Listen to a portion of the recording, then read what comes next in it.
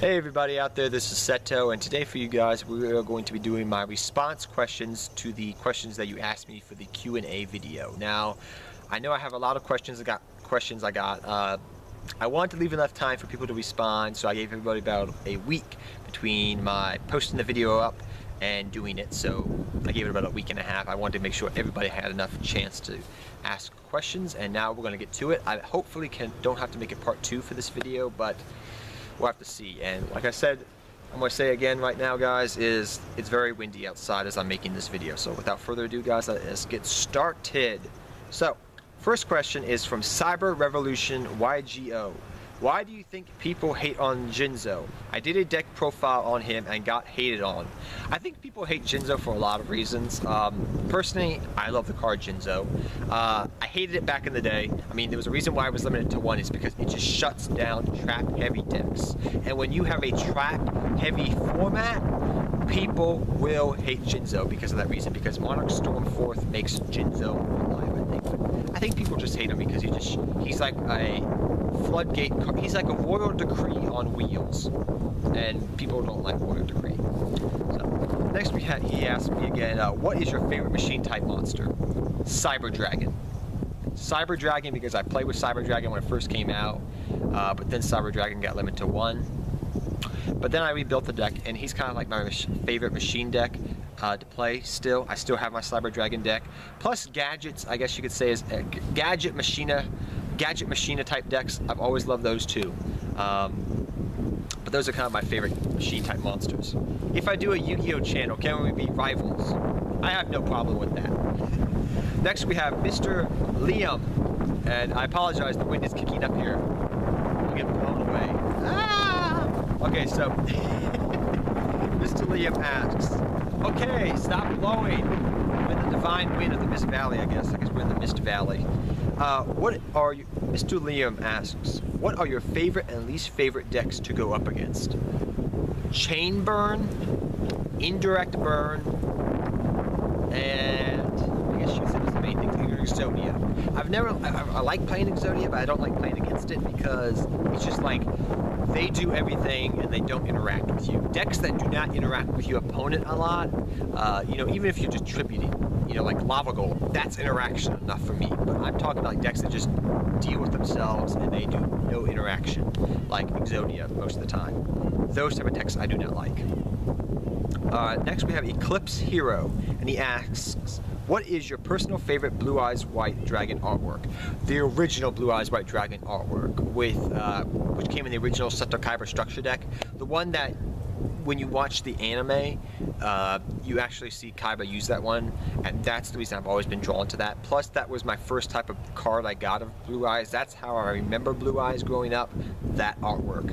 Though I will admit my second favorite is the, I guess you could say, the one with blue eyes and he's on top of a tower, because that's actually based off from what I know. That's based off one of Seto Kaiba's dreams he had, and Mokuba drew it of him, of, you know, blue eyes and blue eyes on a tower. I can't remember. I just remember an episode where that was going on. So that's kind of my second favorite artwork. What, in your opinion, what's your opinion? Okay, next we have Weezer619, and I apologize if I'm pronouncing your guys' names wrong. He asks, what in your... Jeez, got cars going by too. What is your opinion on the new Red Eye support coming out? Will it be meta? Also, what do you think of the Dark Magician support released in the OCG recently? First off, the new Dark Magician support, I can't wait to play with that. I'm praying that by the end of this year or early next year, that support will come out, and no matter what I'm doing in the game of Yu-Gi-Oh! Or what money I have, I hope to play that deck and pick up those cards. As for the new Red Eyes support, I want to build Red Eyes. I've kind of made that obviously clear to a lot of my friends. I want to play Red Eyes. If not just for the fact that I want to have Blue Eyes versus Red Eyes, and then sell the deck off, I want to play it. I actually want to have the deck, because I've looked at the new support, and it's really, really, really good, I think. Do I think it's going to be top tier? I don't know. I think it could be a tier 2 deck, but I don't know if it would be #1 best deck of the format type of deck. But I think it has potential. I think it has very good potential. It's just going to take time to find the correct code to make that deck amazingly good. Super competitive is what I mean. Next we have Bassite 2013. He says, first off, you said that you started very early in Yu-Gi-Oh! TCG, but took a break. What was it that made you quit and come back again? That was personal reasons, I guess you could say, but I don't mind sharing that with you. Like I've said before in some other videos, I guess you haven't seen.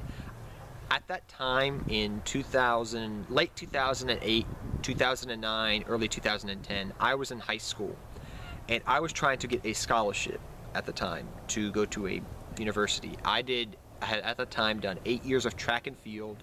I was a sprinter. I did, the 400, the 200, the 100, the 4x4 meter relay. I also was a football person. I did American football, and I had done that for 8 years. Hadn't broken a bone after doing football for 8 years. I don't know how I did that, but I didn't break a body or I didn't pull a ligament or anything really. I got lucky, like a lot of people I know nowadays. But I was trying to get a scholarship, and that didn't work out. So I was mainly focused on that. I was mainly focused on trying to get to college and get into a university at the time. Plus, I had a girlfriend, and Yu-Gi-Oh! Just for me at that time was just not as big as it was growing up. My brother was starting to get out of the game of Yu-Gi-Oh! So I wasn't really into it. My locals had closed down. What's it called? Not the game. I forget what it was called. It was in Manassas, Virginia. I forget what it was called at the time, but that closed down at the time. And just there was no one I really knew that played Yu-Gi-Oh! Anymore in high school. So I stopped playing. I got out of it and started doing activities like sports, hanging out with my buddies and stuff like that. And just pretty much the same guys I played Yu-Gi-Oh! With, I was hanging out, but we had grown up. And we just stopped playing. And then when I went to college, I started seeing my friends who later became my friends, Will, Reggie, Alex, Gerald, and some other guys that I played with. They started playing Yu-Gi-Oh! And I saw this and I got back into the game.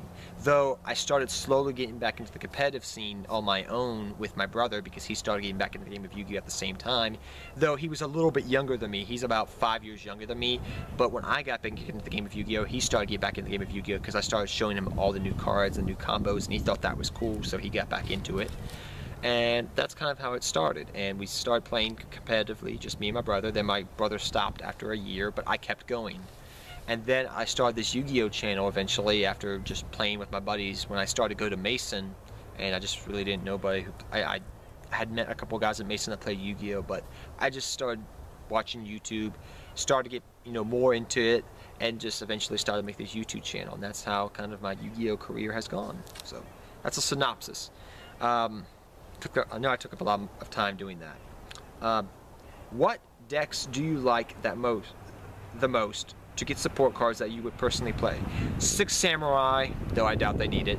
Gravekeepers would be nice. I mean, the fact that Toons are getting support now, Red Eyes is getting support. There's only one archetype I would like to see support, and that's Amazons. I think Amazons I would like to see support for. And let me think of one more. Geez, I don't know. Amazons is pretty much the last thing that I have on my list. I mean, Konami's pretty much done everything and gives support. Amazons, and I guess you could say maybe some more Gravekeeper support. I always love that. Or gadget support would be nice. But they always give indirect gadget support. So, just Amazons. That's my #1 thing on my list. And lastly, he asked, what if there were a card in the game of Yu-Gi-Oh! Anime, sorry, I can't read what you said. If there was a card in the Yu-Gi-Oh! Anime, by any generation that you liked, but it hasn't come out yet, which one would most likely for them to print? I would like to see them print the Oi Calcos cards. I would like that. That's something I want to see. As of right now, for Dragons of Legend 2, we don't know of anything but the Oi Calcos cards, I guess you could say. What is your favorite trap, spell, and effect monster? Trap? Mirror Force. Because it can just blow out your opponent. Your opponent doesn't expect it nowadays. Spell, Necro Valley. Necro Valley shuts down great decks. Effect monster. Ooh, that's tough. That's tough. That's a tough one, man. Ugh. Gravekeeper Spy. No, Sheehan. Sheehan. Heck, excuse me, why the heck did I say Gravekeeper Spy? Sheehan, that's my buddy. Favorite effect monster. Sorry, I know people are gonna hate me for that. Go Connor 336 asks, can you do a video on the top 10 favorite your top 10 favorite Yu-Gi-Oh cards? I would love to do that, and I'll keep that in mind, I promise you. May take me some time, but I will get to that. Next we have Indeed Nerd, and he asks me, if you were to be competing for the first time in a world championship with your favorite deck, which I believe are Gravekeepers, you'd be correct. Points for you. High five. Would you propose losing to the match so Gravekeepers wouldn't be hit on the ban list? No, I would play it. I would play it. I would have to. I know just to say Gravekeepers wouldn't get hit, no, I would still play them because I would feel that even if I had made it that far, they were still going to get hit because that rogue deck top. Look what happened in Infernities. I mean, they got hit no matter what. And the guy that did that was an amazing player, by the way, he seemed like. Next we have Ivan Rodriguez Lopez. Awesome name, by the way. He says, Dear Mr. Kaiba. Awesome. I just subscribed recently and I just heard about the family members that you have lost, and I'm sorry for your losses. Thank you very much, man. I'm doing pretty good in there. He says, I wish you the best to you. Get on your feet from losing your grandmother. I know how you feel. Thank you, man, a lot. Thank you. Next, Raphael Dauntless asks, what is your favorite summoning type? Ooh, Synchro Summon. Synchro Summoning. Because every time I do Synchro Summoning, I just remember what Yugi said in the abridged. He's like, Synchro Summon? What is a Synchro Summon? Or I remember watching, when I first watched the Japanese trailers for 5Ds, I just remember them going, Synchro Shoguno Summon, Synchro Summon. And I just remember them, the way they had Yusei's voice. And he was doing Synchro Summoning in Japanese. He was like, Hi Synchro Summon, Stardust Dragon. And I know people are going to say I'm racist for making a bad Japanese impression. But I got that emblazed in my head for Synchro Summoning. And that's why that's kind of my favorite summoning type. Scarlet the Three Wolf, awesome picture by the way. Will you ever do another update of your Blue Eyes White Dragon deck? By the time you see this video, it should be up, man, I promise you. My question is what, okay, Jordan WU, I apologize for the win, my friend. Let's wait for a second to die down. My question is, why did you choose the name Sento Kaiba as your channel name? If you don't mind me doing this, I'm probably going to do a video strictly on this question because I just hit 2,000 subscribers as I'm filming this today. But I'll just tell you right now, I did that for personal reasons, and I'll explain that more in a personal video I'll do right after this probably. Bobby Ridlin, good subscriber of mine, he says, sorry for your loss. First, if you could go back, thank you, first off, man. First off, if you could go back when you first started knowing what you know now, would you do it again? Yes, always. And if so, where am I? Starting out, and would you start doing it? And if so, would you do anything different aside from knowing what cards to search to for forward? Vanity's Emptiness, I would have stocked up like a thing, because when I got back into the game of Yu-Gi-Oh, nobody was stocking up on Vanity's Emptiness. Even though it was a short print common, I would stock up on that. I probably would have stocked up and looked for most of my Super Rejuvenations when that card became really popular. A lot of the common cards and rare cards and probably super cards I would have stocked up on. If I knew they were not going to be print, you know, if I could go back in time and stock those cards up, cards like that. Even though Vanity's Hinta 1, you know, it was a $40 card as a common for like 6 months almost before I got the reprint. So I would have been made out like a fat rat if I just picked up some of those for my friends and just sold them. And instead, I only got like 3 of them because I thought, this card may be good in the future. Second, how do you feel about Shaddolls? It's my main deck. I love the playstyle since it punishes for special summoning. Do you think it has a good probability of lasting a good while? Depends what Stella Knights do to it. Not Stella Knights, the Star Seraphs do to Shaddolls. I don't think it's going to get as destroyed as it did in the OCG, but I think it may get hit eventually in some way, shape, or form. But I think it's going to be a good deck long term. As long as Construct is still at 3 or 2, you're good, I think. Windows very good too, but you know what I mean. And lastly, he asked, I set a deck profile picture on Facebook. Have you had? No, I'm sorry, I have not. I've been super busy. I've been only posting things on Facebook. Nashkra Nash asks, sorry for your loss. Prayers up. Thank you, man. High five. Next up we have Martus Lucas, and if I didn't mention already, when I made this Q&A video, I mentioned that my grandmother had passed away at the time. And as you guys know, before that, my dad passed away about 6 months ago now. I can't believe it's been 6 months. Oh my gosh. Martin Lucas at Lucen asks, what are you majoring in school, and what is your current or future occupation? I'm a Parks and Recreation major. Now, people may not know what that is if you live outside the United States, but I want to become a park ranger. I want to work in a park. I do historical interpretation because I love history, work with recreation, sports, things like that, because that's stuff I love. But I want to be outside in the outdoors. I cannot have a desk job. I am not one of those type of people that can sit behind a cubicle and just be on a computer all day. I am not like that. I am completely opposite of that. So that's why I chose that job and occupation. I want to deal with studying and interpretation of the battlefields, you know, like the American Civil War and stuff like that. I want to do interpretations and be like a park ranger for those type of places.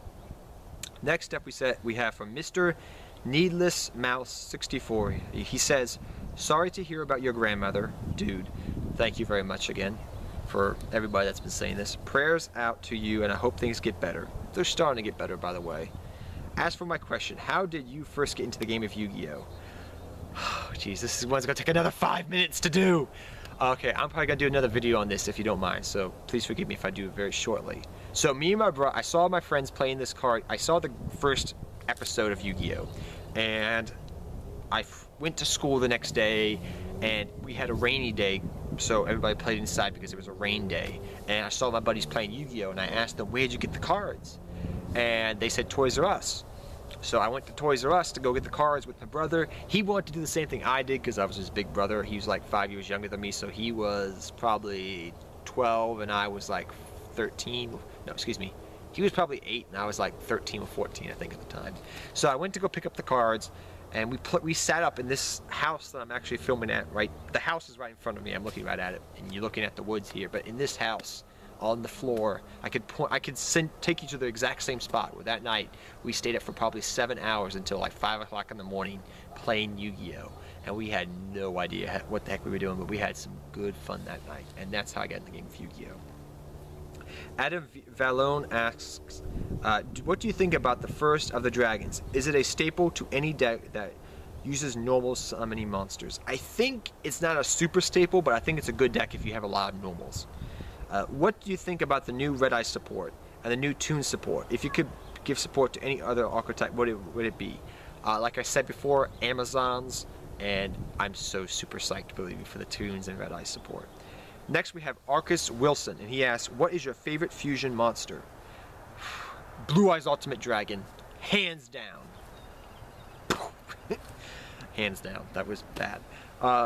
EMU for life. If you are a child, if your parents think that cards are useless, how do you get cards? I don't know how to do that. I never had that problem, but I would say just have good friends that would let you loan you the cards to play with and things like that. Have good friends that will loan you cards and who you trust personally. So make sure you have good friends. Maltus Howlett asks, how long do you honestly think Yu-Gi-Oh! Will last? I think Yu-Gi-Oh! Will last at least to 2016, 2017, because that's when the movie's coming out. I think it's got another 5, 6, 7 years left in it. It's going to go for a while, I think. It's in that Konami's taking the steps to make it a long-term game. So guys, damn, we got like 7 or 8 more comments.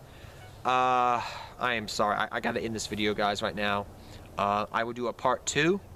As soon as this video goes up, after I'm done making this, I'm going to make the other one. So if I didn't get to your question yet, I'll get right to it. I'll just pretty much post a part 1, part 2, and I'll just post them up right after each other, so you don't have to wait a day or anything like that. So give me a second, guys. I'm going to go make a part 2 for this, like the 6, 8 more questions I got, and then we'll be done, guys. So take care, guys. I'll see you in a couple seconds. Bye-bye. Take care, everybody.